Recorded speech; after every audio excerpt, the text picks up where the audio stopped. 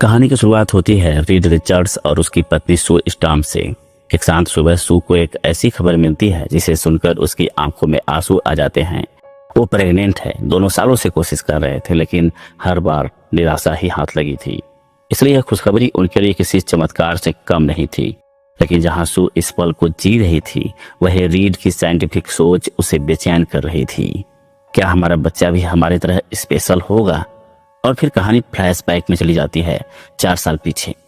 Read का सबसे अच्छा दोस्त बेन ग्रीम और सू का छोटा भाई जाने स्टार्म चारों एक मिशन पर स्पेस में गए थे। पर वहां उनके शिप एक रहस्यमय कॉस्मिक स्टॉर्म की चपेट में आ गई। यह कोई आम तूफान नहीं था, यह तूफान उनकी किस्मत बदलने वाला था। इस घटना के बाद उन चारों के शरीर में एक अद्भुत बदलाव आ गया। बेन का शरीर पत्थरों जैसा बन गया, उसे द थिंग कहा जाने लगा।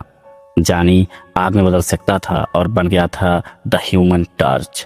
रीड का शरीर रबर की तरह फैल सकता था जिसे मिस्टर फैंटास्टिक कहा गया। और सू हो गई इनविजिबल वुमेन जो खुद को अदृश्य कर सकती थी और ताकतवर फोर्स फील्ड बना सकती थी। इन्हें मिलकर दुनिया ने एक नाम दिया, द फैंटास्टिक फोर। इन चारों ने मिलकर कई बार दुनिया को तबाही से बचाया। रीड अब भी एक जीनियस वैज्ञानिक था, वहीं सू एक ग्लोबल डिप्लोमेट बन चुकी थी। वह अंडरवर्ल्ड लीडर हार्वी जैसे लोगों से समझौता कर देशों को एक साथ लाकर दुनिया में शांति ला रही थी। इसी बीच जानी और बेन रविवार डिनर पर रीड और सू का इंतजार कर रहे थे और पहली बार दोनों लेट थे। जैसे रीड और सू पहुंचे बेन ने उनके चेहरे को देखकर सब समझ लिया। तुम प्रेग्नेंट हो ना? चारों ने जमकर सेलिब्रेट किया और कुछ ही घंटों में यह खबर पूरी दुनिया में फैल गई। उनका पूरा घर अब बेबी प्रूफ किया जा चुका था। लेकिन सवाल अब भी था, क्या बच्चा भी सुपर पावर्स वाला होगा? रीड ने टेस्ट करने शुरू कर दिए, यहाँ तक कि उसने बेबी के लिए एक स्पेशल स्मार्ट बेड तक बना दिया जो बेबी की हेल्थ को मॉनिटर कर सकता था। सू को यह सब बहुत परेशान कर रहा था। उसने कहा, रीड ये सब जरूरत से ज्यादा है, बच्चा नॉर्मल है। और तभी सू ने अपनी इनविजिबल पावर से रीड को एक झलक दिखाई उनके होने वाले बच्चे की, जो एकदम नॉर्मल लग रहा था, कम से कम अभी तक। इस सब के बीच स्पेस से अजीब ट्रांसमिशंस आने लगी। जानी उन्हें सुन रहा था। यह कोई अनजान भाषा थी। रीड टेलीपोर्टेशन पर रिसर्च कर रहा था। वह एक अंडे को एक जगह से दूसरी जगह भेज पाने में सफल हुआ था, लेकिन इसमें बहुत ज्यादा एनर्जी लग रही थी। तभी एक नई मुसीबत उनके दरवाजे पर आ खड़ी होती है। एक चमत्कार आकृति सिल्वर सर्फर टाइम स्क्वायर पर आती है और फैंटास्टिक फोर से पूछती है, क्या तुम लोग इस ग्रह के रक्षक हो? सू जवाब देती है, हाँ हम हैं। सिल्वर सर्फर उन्हें एक भयानक भविष्य की चेतावनी देती है। इस ग्रह का अंत होने वाला है, गैलेक्टस इसे निगल जाएगा। जितने दिन बचे हैं उसे शांति और खुशी से अपनों के साथ बिताओ।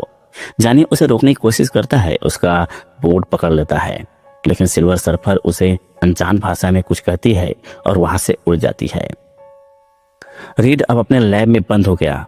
उसने देखा कि स्पेस में कई प्लैनेट्स पूरी तरह से खत्म हो चुके हैं। हर उस प्लैनेट पर एक कॉमन पैटर्न था, सिल्वर सर्फर की मौजूदगी। रीड अब यकीन कर चुका है कि इससे पहले कि कलेक्टर्स धरती तक पहुंचे, हमें उससे पहले उसके पास पहुंचना होगा। लेकिन जानी एक अलग ही एहसास में था। उसने कहा, उस लड़की ने मुझसे कुछ कहा था, बहुत शांत, बहुत कोमल अंदाज में। वो मेरे इतनी करीब थी कि जैसे सब कुछ समझ आ गया कि जानी का दिल सिल्वर सर्फर पर आ चुका है। और तभी जानी ने एक और खुलासा किया। स्पेस से आई ट्रांसमिशन उसकी भाषा से मेल खा रही थी। रीड को सुराग मिल चुका था। रीड अब अपनी टीम को उनके नए सुपर सूट्स दिखाता है। इन सूट्स की मदद से जानी अब थोड़ी देर के लिए स्पेस में भी ह्यूमन टॉर्च बन सकेगा। फैंटास्टिक फोर फिर से एक साथ एक मिशन पर निकल पड़े, इस बार स्पेस की ओर। हाईटेक टेक्नोलॉजी की मदद से उनकी स्पेस ट्रेवलिंग अब सुपर फास्ट थी। सिल्वर सर्फर के हिट सिग्नल्स को टैग करते हुए वो एक ऐसे प्लैनेट के पास पहुंचे जो नष्ट होने के कगार पर था। सो ने अपनी पावर्स का इस्तेमाल करते हुए शिप को इनविजिबल बना दिया और तभी उनकी आंखों के सामने पूरा प्लैनेट खत्म हो गया। और फिर कलेक्टक्स ने उन्हें देख लिया। उनकी शिप धीरे धीरे खींचती हुई कलेक्टक्स की शिप की ओर बढ़ने लगी। सिल्वर सर्फर खुद शिप में आती और कहती है, गैलेक्टस तुम्हें मिलना चाहता है पर तुम्हें यहाँ नहीं आना चाहिए था। फोर उसके पीछे पीछे चल देते हैं। रास्ते में जानी उससे पूछता है, उस दिन तुमने मुझे क्या कहा था? सिल्वर सर्फर जवाब देती है, एक ब्लेसिंग थी कि तुम अपनों के साथ मर सको। और अब वे गैलेक्टस के सामने खड़े हैं, एक विशाल ब्रह्मांडीय ताकत, उसकी मौजूदगी से वायुमंडल कांप उठता है। गैलेक्टस कहता है, क्या तुम इतनी दूर मुझसे भीख मांगने आए हो? रीड जवाब देता है, हम बात करने आए हैं। गैलेक्टस हंसता हुआ कहता है, मैं तुम्हारे प्लेनेट को छोड़ दूंगा, लेकिन उसके बदले में मुझे तुम्हारा बच्चा चाहिए। वो एक बहुत शक्तिशाली अस्तित्व है जो मेरी जगह ले सकता है और मुझे मुक्त कर सकता है। रीड चौंकता है, नहीं, वो बच्चा नॉर्मल है। लेकिन तभी गैलेक्टस अपनी ताकत का इस्तेमाल करता है और सू को तेज दर्द होने लगता है। उसका लेबर पेन शुरू हो जाता है। इससे पहले ही कोई कुछ कर पाता, जॉनी भड़क उठता है और सीधे गैलेक्टस पर हमला कर देता है। सब कुछ अफरा तफरी बदल जाता है। पूरी टीम किसी तरह अपनी सीट तक लौटती है। जाने ज्यादा देर तक स्पेस में ह्यूमन टॉर्च नहीं बन सकता था। सू अपनी फोर्स फील्ड से सिल्वर सर्फर को दूर फेंक देती है, पर सिल्वर सर्फर उनका पीछा कर रही थी। वो तो सू के बच्चे के इतना करीब पहुंच जाती है कि सबका दिल थम जाता है। सू चीखती है, जानी, उसे मार डालो, वो तुम्हारे भांजे के पीछे है। जानी ह्यूमन टार्च बनकर उसके पीछे पीछे स्पेस में उड़ता है और एक शक्तिशाली बीम उस पर दागता है। लेकिन सिल्वर सर्फर फुर्तीली थी, वह बच बच कर आगे निकल रही थी। इधर रीड ने एक आखिरी चाल चलने की तैयारी कर ली थी। उसने स्पेस शिप में एक ब्लैक होल के कोऑर्डिनेट डाल दिए थे। सब चौंके, लेकिन रीड ने कहा, हमें ब्लैक होल के इतना करीब जाना होगा कि वो भी हमारे पीछे खींच आए। यह एक खतरनाक जुआ था। रीड सू से कहता है, सू, शिप को इनविजिबल कर दो। सू ने अपनी पूरी ताकत लगाकर शिप को छुपा दिया। जैसे ही शिप ब्लैक होल के करीब पहुंचती है, उसका आधा हिस्सा फटने लगता है। यानी लहरों की ताकत में सिल्वर सर्फर भी फंस जाती है और ब्लैक होल की ग्रेविटी उसे खींचने लगती है।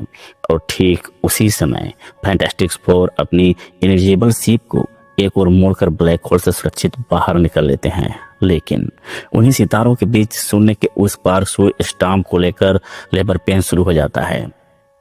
इस बेस में वजनहीनता के बीच सू एक नन्हे बच्चे को जन्म देती है, एक नए जीवन का जन्म ब्रह्मांड के सबसे विनाशकारी माहौल में। उन्होंने अपने बेटे का नाम रखा फ्रैंकलिन रिचर्ड्स, एक ऐसा बच्चा जो भविष्य में ब्रह्मांड के सबसे शक्तिशाली अस्तित्वों में से एक बनेगा।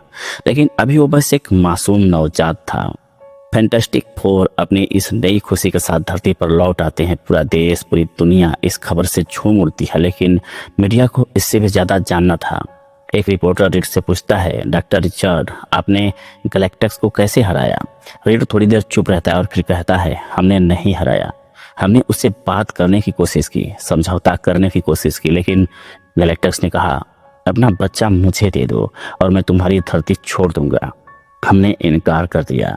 इस बीच गैलेक्टस दूर ब्रह्मांड में अब भी गूंज रहा था, मुझे वो बच्चा चाहिए, उसके अंदर अनंत शक्तियां हैं, वो मेरी भूख मिटा सकता है, वो मेरी मुक्ति बन सकता है। धरती पर डर फैलने लगता था। गैलेक्टस को रोका नहीं जा सकता। रीड अपने लैब में बैठा हुआ था, खोया हुआ। इस बार मेरे पास कोई समाधान नहीं है, पहली बार मैं हार मान रहा हूँ। और तभी जानी आता है। वो एक रिकॉर्डिंग दिखाता है जो उस दिन सिल्वर सर्फर ने उससे कही थी। अब मुझे उस एक लाइन का मतलब पता चल गया है, तो शायद मैं बाकी मैसेज को भी डिकोड कर सकता हूँ। इस एक उम्मीद की किरण ने रीड की आंखों में फिर से चमक भर दी, लेकिन धरती पर अब माहौल बदल चुका था। लोगों ने सवाल उठाने शुरू कर दिए थे। क्या फैंटास्टिक फोर अपना बच्चा नहीं दे सकते थे? क्या एक बच्चे की कीमत पर पूरी धरती को बचाया नहीं जा सकता था? बिल्डिंग के बाहर भीड़ इकट्ठा होने लगी थी। लोग गुस्से में थे। रीड ने निराशा से कहा, ये लोग अब हमसे नफरत करने लगे हैं, और शायद वे गलत भी नहीं हैं, क्योंकि हमारे पास कोई ठोस योजना ही नहीं है। सू ने उसकी बात काटते हुए कहा, तुम कैसी बातें कर रहे हो? और फिर वो अपने बेटे फ्रैंकलिन को चुप कराने लगती है, जो डर के मारे रो रहा था। रीड की आंखों में चिंता थी। उसने कहा, मैं जानता हूँ तुम क्या सोच रही हो, लेकिन नहीं, मैं अपने बेटे को गैलेक्टस के हवाले नहीं करूंगा। मैं हमेशा खतरनाक से खतरनाक भावनाओं पर सोचता हूँ ताकि उनसे कोई हल निकाला जा सके। मैं इसे ठीक कर दूंगा। सू अपने बेटे को गोद में उठाती है और सीधे लोगों की भीड़ में चली जाती है। वह ऊंची आवाज में कहती है, यह मेरा बेटा फ्रैंकलिन है। मेरी माँ हमेशा कहा करती थी कि वो मेरे लिए जमीन आसमान एक कर देंगी, और अब वही मैं अपने बेटे के लिए करूंगी। मैं न तो इस ग्रह के लिए अपने बच्चे को बलिदान करूंगी और न ही अपने बच्चे के लिए इस ग्रह को।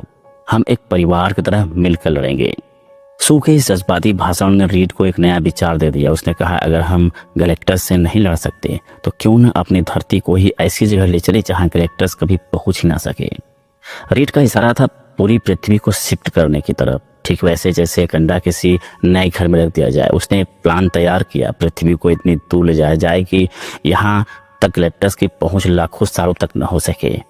इस योजना को अंजाम देने के लिए दुनिया भर में विशाल ऊर्जा टावर बनाए जाने लगे, लेकिन इसमें भारी मात्रा में ऊर्जा की जरूरत थी। इसलिए पूरी दुनिया में लॉकडाउन जैसी स्थिति पड़ चुकी थी ताकि ऊर्जा बचाई जा सके।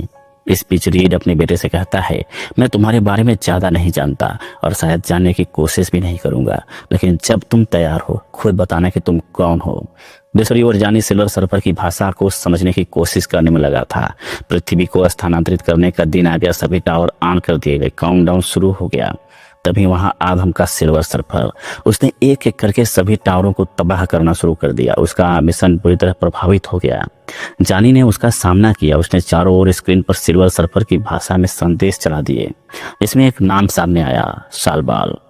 जानी ने उसी भाषा में सर्फर से बात की। उसे पता चला कि सालाबाल किसी वैज्ञानिक ग्रह से आती थी और जब कलेक्टर्स ने उसके ग्रह पर हमला किया तो उसने अपने लोगों को बचाने के लिए खुद को कलेक्टर्स के अधीन कर दिया। ट्रांसमिशन में उसके ग्रहवासी उसे धन्यवाद दे रहे थे, लेकिन बाकी ग्रहों से सिर्फ चीखें और विनाश की आवाजें सुनाई दे रही थी। सालवाल आसपास से आती चीखें और अपने ग्रह के संदेश तो देख रहे थे, लेकिन अब वह कुछ और सुनना नहीं चाहती थी। वह तुरंत ऊपर की ओर उड़ गई। जानी भी उसके पीछे आसमान में उड़ गया। वह जोर से बोला, ये मेरा ग्रह है और जैसे तुम्हें अपने ग्रह को बचाया था वैसे ही अब मैं भी इसे बचाऊंगा। चंद ने एक साहसिक फैसला लिया, अगर किसी की जरूरत है तो मुझे ले चलो, फ्रैंकलिन को नहीं। सालाबाल शांत स्वर में बोली, ये मुमकिन नहीं, तुम्हारे पास समय कम है, उस बच्चे को लेकर यहाँ से भाग जाओ। नीचे हालात बहुत बिगड़ चुके थे। पृथ्वी को दूसरी जगह ले जाने की योजना अब असंभव लग रही थी। तभी रीड के दिमाग में एक और विचार कौंधा। उसने कहा, हमें गैलेक्टस को यहाँ बुलाना होगा और फिर उसे ऐसे स्थान पर टेलीपोर्ट कर देंगे जहाँ से वह कभी वापस लौट न सके। लेकिन यह आसान नहीं था। ऐसा करने के लिए उन्हें कम से कम 37 सेकंड तक गैलेक्टस को उन टावर्स के बीच रोक कर रखना था। बेन ने हैरानी से पूछा, हम उसे वहां तक लाएंगे कैसे? स्यू को तुरंत समझ आ गया कि रीड क्या सोच रहा है। वह शायद फ्रैंकलिन को चारा बनाकर गैलेक्टस को फंसाना चाहता है। इस पर सभी भड़क गए, ये बिल्कुल बेकार आइडिया है। हर कोई यही कहने लगा, लेकिन रीड ने गंभीरता से जवाब दिया, अब हमारे पास कोई और रास्ता नहीं बचा है। फिर उन्होंने तैयारी शुरू कर दी। पहला काम टाइम स्क्वायर और आसपास के इलाके को खाली कराना था। इस काम में सू ने मदद ली अंडरग्राउंड सिटी के रहस्यमयी नेता हार्वे की, जिसे लोग मोल मैन भी कहते थे। सू ने उसे समझाया, सिर्फ थोड़े समय के लिए हमें मदद चाहिए। जमीन के ऊपर रहना अब खतरे से खाली नहीं है। आखिरकार हार्वी ने सहमति दे दी और जमीन के ऊपर रहने वाले लोग धीरे धीरे भूमिगत शरण में चले गए। अब जब जमीन पर सन्नाटा छा गया तभी आसमान में गैलेक्टस का आगमन हुआ। रीड और सू ने फ्रैंकलिन को टाइम स्क्वायर के बिल्कुल बीचों बीच खड़ा कर दिया। गैलेक्टस अपने विशालकाय पोर्ट से बाहर निकला। न्यूयॉर्क की सड़कों पर उतरा। उसने मिट्टी की सुगंध को महसूस किया और फिर अपने स्कैनिंग सिस्टम से सीधे फ्रैंकलिन की उपस्थिति को पहचान लिया। गैलेक्टस धीरे धीरे सड़कों पर चलता हुआ टाइम स्क्वायर की ओर बढ़ा, लेकिन जैसे जैसे वह पास पहुंचा, जानी ने अचानक आसमान से झपट्टा मारा और उसकी आंखों पर सीधा हमला कर दिया। जानी फ्रैंकलिन को वापस उनके घर ले आया। अब रेड टेलीपोर्टेशन सिस्टम को एक्टिवेट करने ही वाला था, लेकिन कुछ ऐसा हुआ जिसकी किसी को उम्मीद नहीं थी। गैलेक्टस ने टावर्स के बीच कदम रखने से इनकार कर दिया। वह अचानक रुक गया और उसकी नजर पड़ी फैंटास्टिक फोर की बिल्डिंग की तरफ, जहां उसे फ्रैंकलिन दिख गया।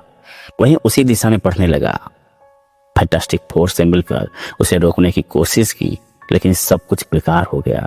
गैलेक्टस ने बेन को सीधे उठाकर अंतरिक्ष में फेंक दिया। जानी उसे बचाने के लिए पीछे गया, लेकिन गैलेक्टस ने सू की गाड़ी को भी जोर से उठाकर दूर फेंक दिया। रेड ने जैसे ही हमला किया, गैलेक्टस ने उसे छट से पकड़ लिया और उसकी बॉडी को खींचकर स्ट्रेच करने लगा। रीड के कपड़े फटने लगे और वह दर्द से चिल्लाने लगा। तभी जानी और बेन आ पहुंचे और उन्होंने किसी तरह रीड को बचा लिया, लेकिन गैलेक्टस तब तक फ्रैंकलिन को अपने हाथों में उठा चुका था। सू ने ये देखा और फिर जो हुआ वो अभूतपूर्व था। वह अपनी सारी शक्तियों को एकत्र कर गैलेक्टस पर टूट पड़ी। अपनी सीमाओं को पार कर वो गैलेक्टस को पीछे धकेलते हुए टाइम स्क्वायर तक ले आई।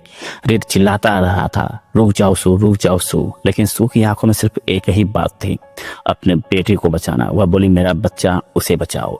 बेन ने बिल्डिंग गिराकर गैलेक्टस का बैलेंस बिगाड़ा। जानी ने तुरंत टेलीपोर्ट मशीन ऑन कर दी। रीड ने आगे बढ़कर फ्रैंकलिन को गैलेक्टस से छीन लिया, लेकिन सू अब भी पूरी ताकत झोंक रही थी, इतना कि उसकी जान पर बनाई।